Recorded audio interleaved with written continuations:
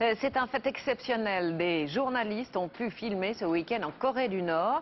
Pyongyang, d'habitude si hostile à toute présence étrangère, voulait manifestement mettre en scène l'ascension de l'héritier, le fils de Kim Jong-il.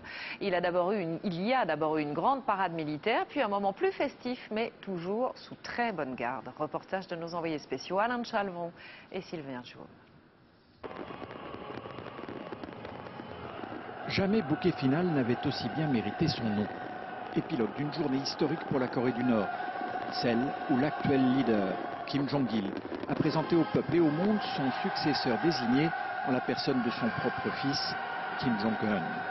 Troisième Kim, donc, a accédé au pouvoir puisque son père était lui-même le fils du fondateur de cette dynastie communiste.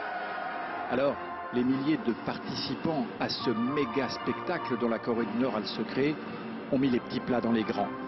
Pas une mèche de travers, pas un pas hésitant, pas une faute de couleur, il en va de l'image du pays et de l'hommage au vénéré dirigeant. Émotion d'une participante. J'ai essayé de danser le mieux possible, mais j'étais stressée parce que Kim Jong-il me regardait. Le matin, le spectacle était tout aussi réglé, au millimètre, mais moins gracieux.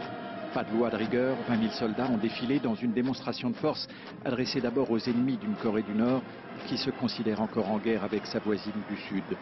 Ces missiles impressionnants et ces mystérieux containers sont censés la faire réfléchir. Ce défilé a naturellement aussi un objectif intérieur. Il veut montrer à la population nord-coréenne que dans cette période de transition, encore une fois, le régime reste fort et que le dirigeant désigné a le soutien de l'armée. C'est un scandale.